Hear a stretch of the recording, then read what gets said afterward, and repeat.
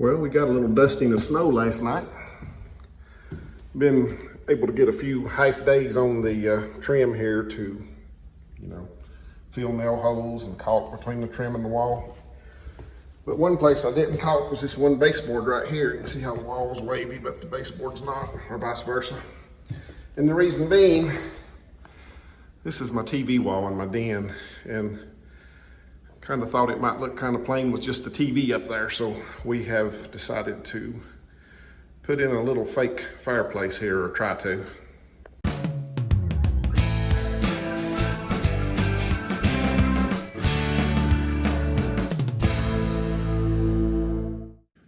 So I wound up buying this little guy. Got it on that Rainforest website. It's about, 8 inches deep.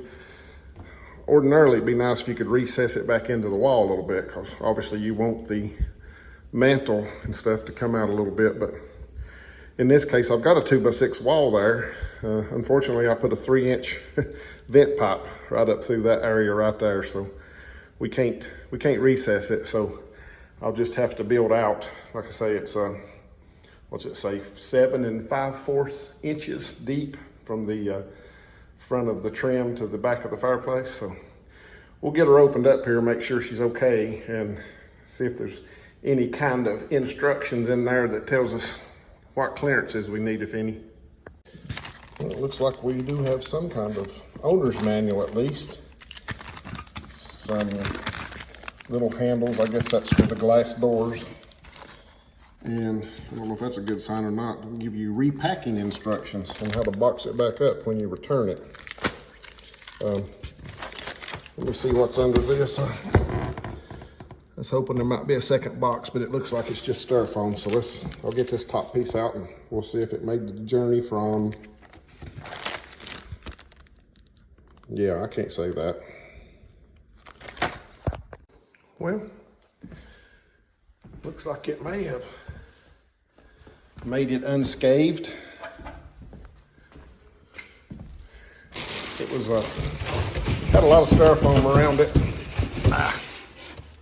So that's probably what saved it. Plus the box wasn't damaged, so I guess they was pretty careful with it. Looks like that cord is probably like a computer cord. The thing does have some electric heat in it. I think 1500 watts. Probably blows out right up here. But I didn't get it for heat. I got it just for the wall filler. The one reason I bought this particular fireplace instead of maybe some of the less expensive ones is that it had these, operable doors, and also has this, fire screen like a, normal wood burning fireplace would have. I thought it might help it look more, real, even though it's not real. So I'm gonna take that stuff off there, and it's starting to fog up in this warm house. It was colder inside the fireplace than it was outside when I opened it up. But I'll get this thing unwrapped the rest of the way, and maybe go ahead and plug it up and just make sure it works before I start designing. Okay, for clearance, they suggest 8 3/16 inches for better ventilation. So that ought to be easy to make. Okay, I have plugged it in and it does work, so I'll wait till the end to show you guys that. But one thing about this power cord, this thing has got a 1500 watt heater. I think you can have it on high and low, so either 750 watts or 1500 watts. If you put that on a standard outlet circuit, that's pulling 12.5 amps continuously, which truly, I'm not even sure 15 amp breakers should be doing that. I think they just want you to do it 80% continuously. So really need to have this thing on a dedicated 20 amp circuit. So that's what I will do. I mean, I've got the wire and I've got the access to my panel. So once I figure out how I'm going to build this box, I will come up inside here and bring me a 20 amp dedicated plug just for this thing. I may not ever use the heat, but somebody might. someday in the future. This thing doesn't appear to have a way to really screw it into the wall when you slide it back in there. So it'll be something you can grab a hold and pull out if you want to unplug it. So it's just like a refrigerator. Okay, the trim's kind of plain in this house, just square edge stuff, so I don't want to get too fancy on that. If I wanted to get fancy, I'd have just bought one of those things online that came with a fireplace in it.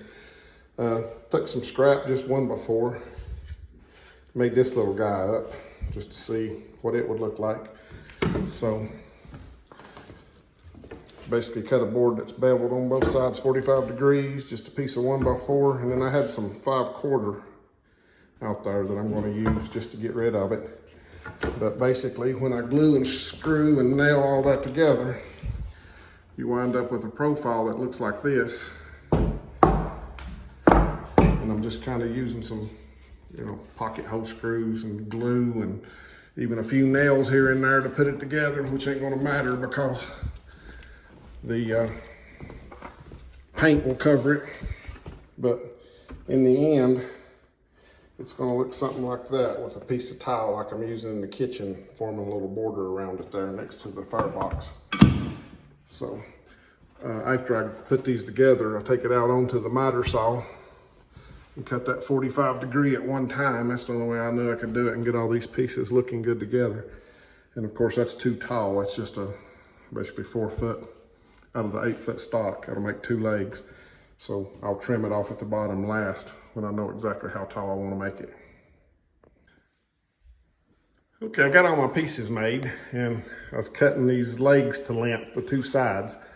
And because we want the top to be level, and floors aren't always level, especially in old houses, what I've done is put me up a level line with my little laser. And I've cut this particular leg. You can see it's touching the laser there. That's actually about 39 1/4 heavy. The one over there is going to be 39 1/2. So there's about 3/16 difference from these 2 sides where this thing's going to be. So I'm going to go ahead and do that right now when I cut them to length. And once I get the other side cut, I'm going to try to cut me some pocket hole screws in these 2 sides and screw them to the top to make me one big U shape. So we'll get that one cut and we'll see how that goes. Okay, so with all the holes or the pieces pocket holed together on the back, we've got a perfectly level top here about where it's going to be sitting on the floor. So what we need to do now is figure out exactly where this thing's going on that wall. And then I may just lay this thing down on the floor where the top is fixed, it can't move. The bottom, you can spread them a little bit or push them together. But I may just lay this thing face down and mark the baseboard in order to cut it out that exact width. That way we can keep everything the same, exact dimensions all the way down. Okay, so we got a mark on the baseboard in the center of the room. And then we've got a mark in the center of this surround piece.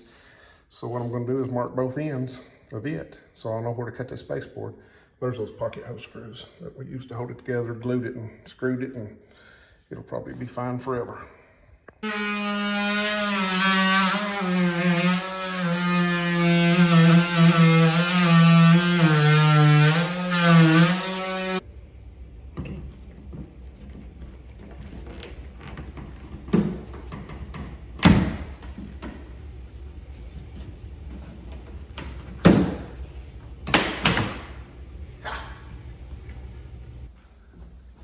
Okay, so we carried it over here and slid it in once we cut the baseboard out, just to see how she looks. And I think she'll be okay. Of course, all we've done so far is just finishes. I told Missy we hadn't done any structure yet, but it's pretty sturdy. We could probably just put a strap across the top up there. Could even, if we want to, we could pocket screw it to the actual mantle and then screw it in under here, and we'd have no screws showing, but it's not bad to have some screws showing. It might be easier to take it out someday if I got tired of it or had to get a different fireplace or something like that. Might need to make some adjustments. So what's left here, like I say, other than trying to figure out how to attach it to the wall, is I've got to put some wood that makes the opening of the fireplace and have a place to put the hardy board in order to lay my towel on around this band. But I think we might quit for tonight. It's getting dark outside. I just feel good about getting that much done. Of course, it ain't perfect. I mean, I'm a framer, not a cabinet maker, but a little bit of sanding and a little bit of putty and a whole lot of paint make you the carpenter you ain't. We'll see you tomorrow. Okay, back out here at the mantle, and I changed my mind on what I was going to do with this middle. I had some hardy backer I was going to put in here, but I got to thinking it's not for heat reasons because the fireplace don't get warm, and it's not for traffic because nobody's going to be walking on it, and it's not for water because it's not going to get wet, we hope. So I went back and got a piece of just 1/4 inch 5mm Luan, and I've put a piece of it on here and screwed it into the back of this thick board. And the fireplace opening is going to come up to about here. I just cut this out roughly so I could, you know, get this thing attached with a couple of brad nails from behind with it setting where it goes, and then take it down and put these screws in. But what I'm going to do now, since the whole opening is going to come to right here, I've got a 2x4 I'm going to put in here edgewise. If I can make it fit. Snug. Almost. There we go. And what I'm going to do is, using some pocket screws, I'm going to first screw it into this 5/4 board, which is 1 inch thick. So I've got about 1 1/4 inches here to play with, counting this stuff. So I'm going to screw it into there. And then I'm actually going to come around on the back side here and countersink a couple of deck screws just to hold it there. And once I cut the opening out to the full height here, I can actually run a few screws in from the front side that'll be behind the fireplace lip. And what this will do also is I can paint this at the same time and go ahead and start using it, because I don't have my tile saw here. And to bring it out right now in the middle of winter, I'm not going to set it up in the house with water. So I can wait and do this tile later, and in the meantime it'll still look like something. So I'm going to get this support screwed down, screwed into the side, and then we're going to run some down the edges here where the fireplace will be, so we can make this panel good and strong. And someday when we put tile on it, we can just stick it with mastic. And that is the first piece that wasn't a finished piece that we've put on. Everything else you'll see part of it. So we're finally getting into some structure. I think I'm going to go ahead and stand it up now and make sure, you know, we set that down against the floor when we tacked it, but I just want to make sure I cut these legs the right height, get all that done, and then I'll get back with you and show you how we're going to rig this up to make it strong and have a place to attach it to the wall. Okay, just got the hole cut, doing the first test fit. Of course, the top of the hole is right here where I put that 2x4, and the sides I just cut for the width. So now that I know it fits, I mean, I knew it would because the tape measure said it would, but you want to be careful. I'm going to go ahead and pull the fireplace back out and put my side supports in. See, this stuff's adhered over here real well, but over here there's nothing. So if you get away from that 2x4, you can flex it. So we'll get us some vertical members on either side of the opening, and they'll eventually get tied in back to the wall, maybe even down to the floor, but probably just back to the wall. So let's get that done, and then we'll be ready to paint this monster. Okay, there is the ledger board that we're going to mount this thing. It'll go right up under the top, and I've got some 3 recessed head screws to go across there. So this made it into 3 studs, pretty much, one about right in the center, one 16 over, one 16 over the other way. The lay studs are outside of the fireplace on either side, so, but it's very, you know, you screw a 2x4 down 3 places, it's pretty stout. So we put that up there and temporarily screwed it down to make sure it couldn't move. And then I measured these 2 boards. All I've done so far, they are not nailed to the front yet. They are just screwed to that upper support we put in with 2 pocket screws. Of course, I could have screwed them down through there if I could have got my drill in, but I got that new pocket hole jig. I might as well be using it, right? So I'm going to stand this back up, and then we're going to attach the front to these legs. You can see they can still move, but once we attach them to the plywood, they'll be fixed. And then the only thing left will be to support this back to the wall and anchor the bottom to the wall. So we can do that pretty much with the same piece of wood, I believe. And this is what we're going to use to attach the bottom. This was actually a 2x10. I ripped it down to about 6.5 inches. The reason I did that is I want to secure the bottom from the outside. And if I used a 2x4, which is what I have plenty of, it would be, you know, behind this baseboard. So it'd be real hard to get a screw in. So by making this taller, I can put the screw right above the baseboard to hold the bottom. And then what this little guy is going to be, he's going to slip behind this front piece, because again, with that 1/4 inch stuff there, you can wiggle this. So we want to make sure that's a good straight plane across the front, and that'll give us a little wiggle room. I cut this board 1/2 inch short of the back, so we can get everything put in here. We'll put a straight edge across the front, which the fireplace should be straight. So I can push this in or out and run me a screw through here, which will go into here, and everything will be secured to the wall really good. This board is just screwed to that board from behind. Okay, so we got the thing kind of set back up. Went ahead and temporarily stuck a screw down here on both sides to hold it where it's going to be. And what I'm doing, I'm laying a straight edge across here. I've only got a 4 foot, so I don't have anything just under 4. But what I'm gonna do, I'm laying it there against this front board, and I've got this as a gauge block. And you can tell by looking at this probably that this is back too far. See how far back it is? It's got a gap there. But it's easily adjustable right now by just pushing it until we get it exactly where we want it. And once we do, we can run a screw through here and into that block, and that will secure it there forever and always.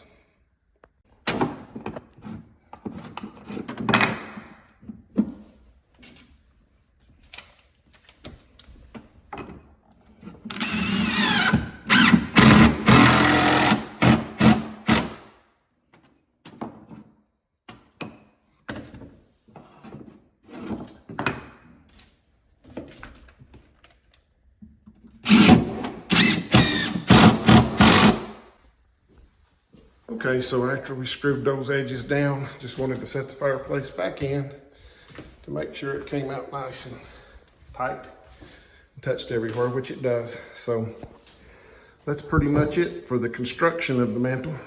See, it's got a total of 5 screws holding it in there, plus those 4 there. So I guess 9 screws holding it in there. So what I'm going to do now, I'm going to go ahead and remove it for hopefully the last time. And you can see I've been patching on the defects here. A lot of this was like where it was finger jointed together. There was some little gaps in the glue. You can kind of see the finger joints right there. And then some of these knots, you know, were rough. That was a real deep one right there. It'll probably have to be puttied again once I sand it. And there's those 2 screws we put in on each side to hold that cross member right above the top of the fireplace. So you can stand on it if you want to.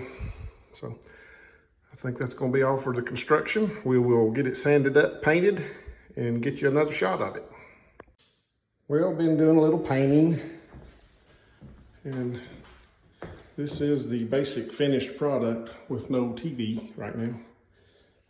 Got this little remote. It's also got buttons on the front, but basically if we want flame, we press that. And it's got the little crackling sound effect. I think you can turn that off, but I kind of like it. Makes you think it's a real fire, even if you're, even if it's not. If you're just in here listening to it. So I think that's going to work out all right. I'm pleased with it. The model number, a lot of the reviews online or videos online of people putting them in, they never did tell you exactly which Fireplace you got, so I'll show you the box that came in and make sure we can see that model number good. Electric fireplace insert model EF45B. I don't see any names on the box, but on Amazon it was listed as a pure flame, and they had several different models. This one was called a Klaus, like K-L-A-U-S. And the thing that was different from it versus some of the other ones was it had these operable glass doors along with this screen in here, which truly, if the thing's not on and somebody was just walking by and saw it had glass doors and a screen, you might fool them. I don't know. Of course, you might fool them with that. And like I say, it does have electric heat in it. I think it's got a low and a high. Low would be, it turns on a red light to tell you that it's on, and it blows out right over here. That's the actual finished product. I'm not going to lay that towel around it. I really don't think it needs it. I kind of like having the, multiple layers with the shadow lines there, and when you put a different color there, it kind of takes away one of your shadow lines. So I'm happy with it. If I get a TV in the next couple of days, I'll get a shot with it above it and see how it all looks together.